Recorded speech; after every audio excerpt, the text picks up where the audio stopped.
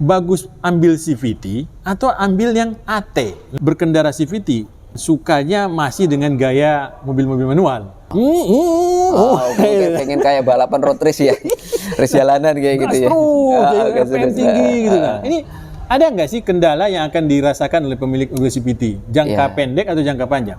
Tapi itu pas posisi jalan datar ya. Kalau tanjakan ya nanti dulu. Nanti dulu coba tapi dia. Jadi Mas Mahfud tuh milih yang mana? AT atau CVT nih secara pribadi? Assalamualaikum warahmatullahi wabarakatuh, Sobat AHpedia dimanapun berada. Berjumpa lagi dengan AHpedia di bengkel GK Auto Yogyakarta, tidak jauh dari pusat kota Jogja. Yang mau datang ke sini silakan langsung menuju Wonosari. Ada Mas Mahfud. Assalamualaikum warahmatullahi wabarakatuh, Mas Mahfud. Warahmatullahi wabarakatuh. Selamat pagi Pak Taufik. Selamat pagi menjelang siang, Mas Sobat AHpedia. Mahfud. Ya, siap deh Pak Taufik. Mas Mahfud, ini pertemuan kita pertama setelah Ramadan dan Syawal ya? Iya, udah lama kayaknya. Nah, udah lama Sobat AHpedia kita nggak mendengarkan masukan, informasi, ilmu dari Mas Mahfud untuk kita semua. Boleh. Nah, kita ini sharing. ada konten yang sedang hot nih di sosial media ya. Ya, seputar Matic. Tapi ini kita akan bandingkan ini. Sekarang ini kan ada teknologi Matic yang CVT. Ada satu lagi yang AT. Yang terkenal yang lama itu kan yang AT ya, yang dari dulu ya. Terus ada CVT. Pertanyaannya, kalau kita ingin membeli mobil Matic saat ini, pilihannya itu sebenarnya bagus ambil CVT atau ambil yang AT. Nah, nanti kita tanya juga ya. Kalau Mas Mahfud tuh milih yang mana? AT atau CVT? Nah, ini gimana Mas Mahfud? Apakah kita jelaskan dulu apa sih CVT, apa sih AT? Ya, mungkin lebih enak kita menyarankan lebih baik tahu dulu apa itu transmisi Matic biasa sama CVT. Kelebihan kekurangannya mungkin sebagian besar sudah bisa sharing di internet, udah bisa. Cuman lebih gampangnya saya ambil simpelnya kayak gini. Kalau untuk transmisi Matic itu teknologi sudah agak lama. Kita akan ngomongin dari segi teknologi dan perawatan juga. Kita ngomongin teknologi, kalau nggak dikompres sama perawatan, kita mungkin tergiur sama teknologi bagus, tapi belum tentu kita udah siap untuk perbaikannya. Nah, jadi kalau untuk yang transmisi AT itu udah lama, otomatis itu sudah pengetahuannya sudah banyak yang paham ya kayak gitu. Jadi nggak terlalu rumit, cuman perbaikannya lebih ke arah kondisi pergantian seal sama kampas-kampasnya yang aus kan gitu. Kalau solenoid emang ada beberapa komponen, tapi kan kita cek. Kalau untuk yang CVT dia modelnya teknologi yang baru. Kalau dipunya ilustrasi mungkin Pak Taufik nanti bisa sematkan ya. Nanti itu cuman mengandalkan dari puli dan steel bell. Puli dan steel bell. Untuk tekanan itu sangat diatur. Diatur maksudnya ini dibatasi atau gimana? Diatur ya? Jadi disesuaikan sesuai kebutuhan. Jadi kalau bisa ada simulasi bahwasanya itu kan puli posisinya kalau lagi posisi gigi 1, gigi 2 itu ada steel bell sama puli itu kan jepit sama renggang ya gitu pulinya. Nah, itu posisinya kalau kita lihat dia kinerja pulinya, dia nekan itu berdasarkan tekanan oli. Jadi makanya saya bilang tadi untuk tekanan oli sangat diatur adalah untuk menyesuaikan dari untuk rasio tadi di si puli nekan di steel bell. Jadi biar ketemu rasio transmisi atau pemutaran biar ibaratnya masuk gigi 1, 2, 3, 4 kalau misalnya gitu. Ya rasionya itu kan terus kerja secara intelijen ya, secara dinamis untuk steel bell sama pulinya. Nah, untuk mengatur itu dia sangat terpengaruh, tergantung banget sama tekanan oli.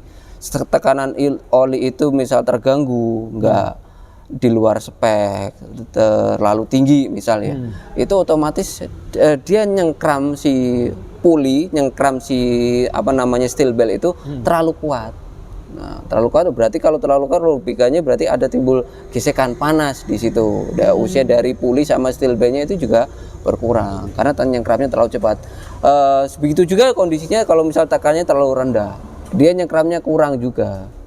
Juga sama selip juga. Jadi makanya saya sangat sensitif sama tekanan oli untuk di transmisi CVT. Beda sama transmisi yang AT ya. Dia kan modelnya kayak kampas-kampas, kayak kopling biasa. Jadi kalau ada tekanan dia udah kopling ceklek, gabung, ada kampas-kampas banyak, oke. Jadi semisal dia tekanannya turun, nggak terlalu banyak pun masih bisa kerja. Jadi range untuk limitnya masih agak panjang dibanding yang transmisi CVT ya, sangat sensitif kalau yang CVT. Baik. Nah, kita masuk yang di CVT nih. Yang menjadi pertanyaan saya itu, apa penyebab tekanan oli itu turun dan apa penyebab tekanan oli itu jadi naik gitu loh? Apa perbedaannya? Apa yang membuat? Yang membuat itu balik lagi ke kita ke maintenance ya, bahwasanya maintenance untuk oli matic sangat sensitif. Jadi kalau di panduannya bahwasanya oli itu sangat rentan dengan debu atau kotor. Jadi berarti olinya harus sering diganti, sering dicek. Yang menyebabkan oli kotor di dalam transmisi yang tidak ada lubang untuk keluar masuk udara, itu apa Mas? Yang menyebabkan kotorannya itu dari gesekan tadi. Gesekan dari puli steel belt tadi. Pasti kan ada serpian logam walaupun lembut. Nah itu kan harus sering dibuang, ada maintenance pergantian. Kan ikut ke sirkulasi sama oli ya. Kalau terlalu banyak endapan tadi kan nyumbat untuk si solenoid regulator itu tekanan oli itu kan jadi kurang smooth ya, kurang dinamis untuk ngatur tekanan oli. Ya isitulah awal mula permasalahan CVT. Jadi gara-gara oli tadi yang tidak di-maintenance dengan teratur mengakibatkan terjadi banyak kotoran. Kotorannya itu menyumbat dan akhirnya bisa lemah dan bisa over untuk tekanan oli. Nah, situ. Wah, nah apa yang terjadi? Kalau tadi Mas ceritakan pulinya terlalu menekan. Akhirnya yang rusak adalah antara puli sama steel belt. Puli dan steel belt rusak nih. Ya kan? Kalau dia terlalu lemah, dia nggak menjengkram. Akhirnya dia slip juga ya. Nah, ini ada gejala nggak sih kalau kita sebagai pengendara di luar dari kita berbicara tentang mekanikal tadi? Apa gejalanya di luar dari mekanikal? Pertama biasanya gejalanya kalau untuk transmisi CVT itu perpindahannya kurang smooth, paling simpel. Oh, kalau itu yang tinggi, tekanan tinggi atau tekanan rendah yang smooth tadi, yang tidak jadi smooth? Sama dua-duanya? Sama aja. Sama aja? Sama aja. Oh, perpindahannya itu yang di mana Mas? Perpindahan yang dari satu ke dua? Kalau CVT nggak bisa kelihatan. Nggak kelihatan. Jadi kalau bisa lebih ngamatin adalah sebagai pengguna sebuah kendaraan itu ngelihatnya di RPM atau sama di compare sama di kecepatan.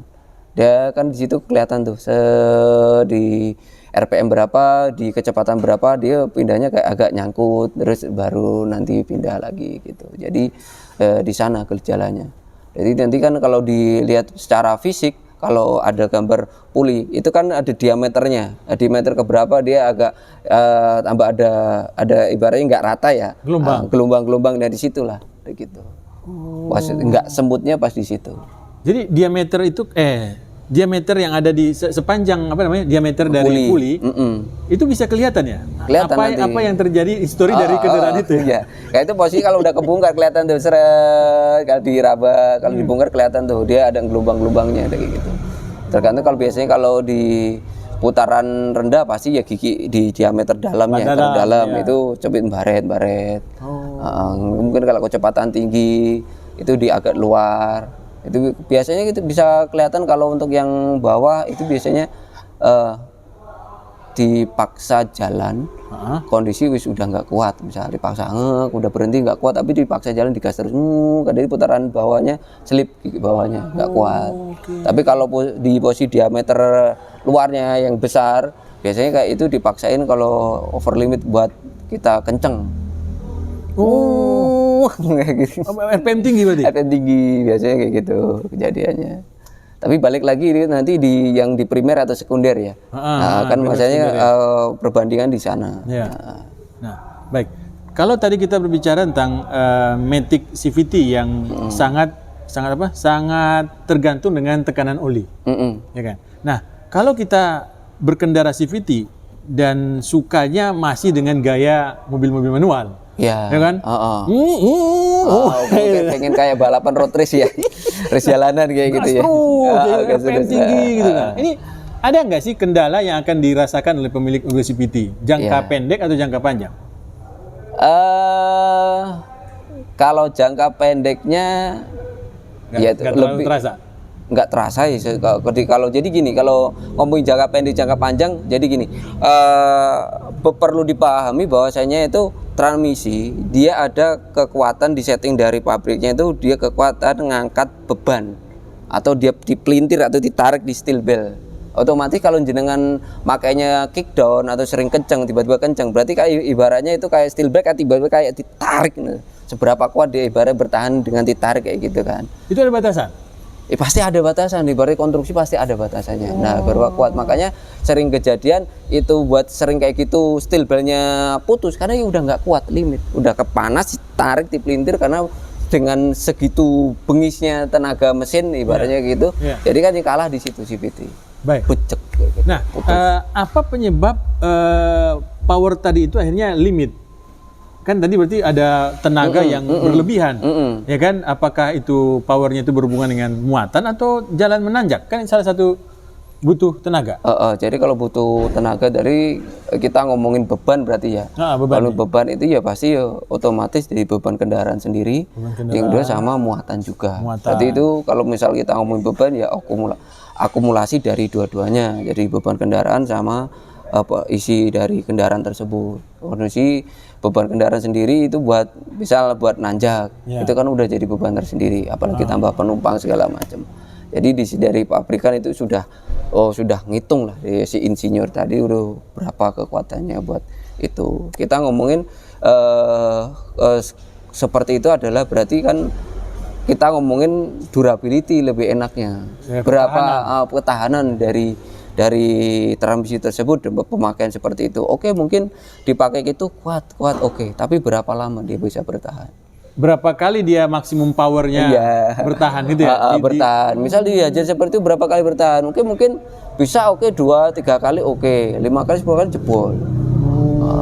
Mobil baru. Iya. Belum lama keluar dari dealer misalnya gitu. Tapi kalau pemakaian kita kan berarti kita ngomongin usia kan. Usia ke durability. Ibarat paling gampang kita ibaratkan ada orang atlet angkat beban. Misal dia kemampuan angkat beban 100 kilo misal. Apakah dia bisa repeat berapa kali? Tiap hari begini ya. Dia udah maksimalnya misal udah 100 kilo misal. Jadi lebih dari 2 atau 3 kali. Habis itu mungkin dia kesleo atau ke kram atau gimana, uratnya istirahat dulu kayak gitu kan. Sama ibaratnya kalau untuk di kendaraan di transmisi itu udah dari insinyurnya udah dirancang, dia ngangkat beban kuatnya sekian, oke bisa bertahan. Tapi kalau diulangi terus pasti dia jebol juga. Jadi kadang-kadang itu yang harus dipahami bahwa kuat iya, nanti usianya dia ya nggak lama. Nah kalau begitu kalau begitu mobil Matic nggak bisa dong dibuat jadi mobil angkutan berat. CVT tidak disarankan. CVT tidak disarankan. Kalau auto biasa ada. Apa itu mas? Biasanya untuk mobil-mobil berat, truk-truk itu apa kayak trailer kan udah ada yang pakai hijau Matic bus itu juga pakai Matic. Dia kan adaptasinya adalah Matic konvensional yang lama yang AT. Nggak pakai CVT itu ya? Nggak pakai CVT, nggak mungkin. Ibaratnya dengan dia ngangkut penumpang beban segitu nggak mungkin pakai itu. Cuman dia pasti giginya banyak, ada yang sampai 8, 12. Karena buat tenaganya itu tadi biar smooth. Biar smooth ya. Oke, tuh sobat Apedia. Jadi yang menginginkan tenaga banyak, kita pakai AT, yang tidak ingin santai-santai aja pakai CVT biasa. Santai. Nah, ini pertanyaan saya ke Mas Mahfud. Jadi Mas Mahfud tuh milih yang mana? AT atau CVT nih secara pribadi? Kalau dari saya ambil di tengah-tengah ya, dari teknologi sampai perawatan, saya lebih pilih yang AT. Apakah mobil baru sekarang masih ada AT? Ada. Masih ada ya? Ada. Tapi biasanya untuk mobil kecil atau besar? Kalau yang baru? Mobil penumpang ada. Penumpang? Ada. Tapi yang buat mobil-mobil yang muatan banyak berarti ya? Kalau yang kecil AT masih adakah? Ada. Masih ada? Ada R3. R3 ya, Suzuki ya. Makanya mereka nggak sering jebol ya? Nggak sering jebol. L3 itu jarang jebol. Matic-nya? Dia pakai apa? Konvensional itu? Konvensional. Tuh sobat Apedia. Tapi kalau dari sudut tenaga yang dikeluarkan, apakah lebih bagus tenaganya AT atau CVT? Kalau pokoknya ada orang yang suka mobil yang bertenaga lah. untuk pilihannya. Kalau Mas kan tadi pilih AT. Nah, bagus mana nih tenaga awalnya dengan CPT? Tenaga awal tetap ngisi di AT tetap. Oh, di AT. Cuman kita ngomongin kecepatan ya, itu kecepatan sampai duluan ya, itu memang menang CVT. Dia kan pindahannya soalnya semut. Tahu-tahu udah 100 aja. Kalau AT agak jeda agak lama. Tapi itu pas posisi jalan datar ya. Kalau tanjakan ya nanti dulu. Nanti dulu Sobat Topedia. Siapa yang jalannya banyak tanjakan, pakai yang AT aja. AT aja, ya kan? Ya. Lebih enak, juga lebih untuk perawatannya juga lebih terjangkau lah untuk yang AT. Baik, tapi kalau untuk AT sekarang kelihatannya kecepatannya makin banyak ya Mas ya. Ada yang pakai 6 ya, ada yang 7 mobil kecepatan. berat. Ya. Kalau yang lama masih 4 ya. Yang kayak Serena lama AT 4 ya. Oke. Baik. Kecepatan banyak itu cuma dipakai untuk mobil berat. Mobil berat. Mobil penumpang 4 aja udah cukup. Ibaratnya buat ngangkat apa sih biasanya? Iya. Nah kalau pakai Nissan yang double kabin, kan ada yang AT juga, yang Matic tuh. Itu pakai Matic apa Mas? Double kabin. Yang apa namanya? Frontier. Navara. Iya. AT. AT. AT. Jarang kalau untuk itu pakai yang CVT. Kalau untuk di Indonesia ya jarang. Ada sih beberapa, cuman ya kayak biasanya adaptasi itu adalah mobil Eropa sih biasanya. Oh, Eropa ada juga yang pakai CVT? Ada model-model gitu ada. Baik, Sobat Topedia, terus perbaiki informasi seputar Matic, CVT atau AT. Nah, kalau Mas Mahfud milih AT, kalau saya juga milih AT, Sobat Topedia. Karena jalan yang saya temukan bukan jalan yang lurus. Bukan lurus datar ya. Lurus datar bukan, tapi menanjak. Jadi pada saat lurus aman. Kalau pas nanjak aman. Ya kan? Baik. Terima kasih Sobat Topedia. Silakan datang ke GK Auto untuk layanan khusus Matic juga boleh, mesin juga boleh. Datang ke sini baik CVT ataupun AT. Ya. Bisa kita perbaiki. Kalau ada keluhan sebelum diperbaiki kita cek dulu. Biar tidak ada salah analisa ya. Merugikan customer nanti 2 kali keluar uang, waktu juga habis 2 kali jadi. Baik, terima kasih Mas Mahfud. Sama-sama Pak Taufik, sama-sama Sobat AHpedia. Semoga ilmu sharingnya bisa bermanfaat buat semuanya. Assalamualaikum warahmatullahi wabarakatuh. Waalaikumsalam warahmatullahi wabarakatuh.